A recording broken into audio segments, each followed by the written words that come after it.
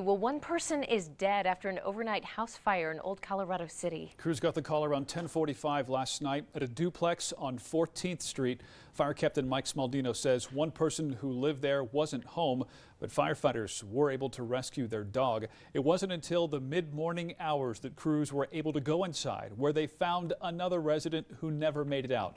No names have been released yet, and the cause of fire is still under investigation.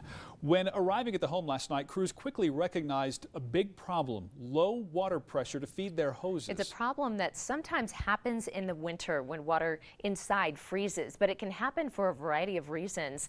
KRDO News Channel 13's Chase Golightly joins us live near that scene. And Chase, we understand this issue is a lot more common than one might think.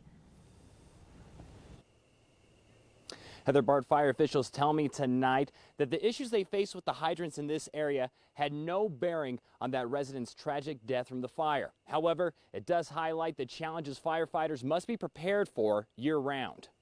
As soon as firefighters arrived at this fire in Old Colorado City, they knew saving the building would be nearly impossible. We do have a fully involved structure. Aerial video taken Wednesday shows the full scope of the destruction that took the life of one person.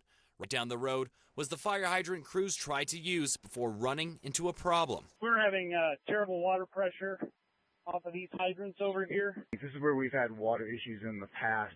Captain Mike Smaldino with Colorado Springs Fire Department says it's rare to run into this problem, but since hydrants are out in the open where anything can happen to them, crews might not know there's a problem until they go to use them. Cars run into them, they might back into them, they might break that stem that we don't know.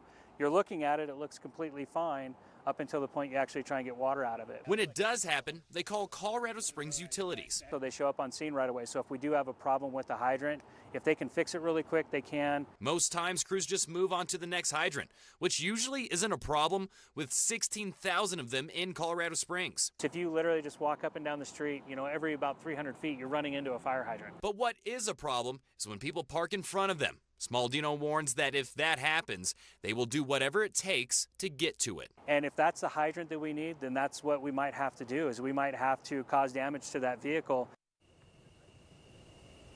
The fire department did notify Colorado Springs Utilities about the issues, the pressure issues they face with these hydrants. But the big question is how often do fire hydrants get inspected? According to CSU policy, non-critical fire hydrants like this one get inspected every 5 years. We did reach out to CSU officials to find out when the last time inspections happened in this area, and we're still waiting to hear back from them. Reporting live in Colorado Springs, Chase Golightly, KRDO News Channel 13.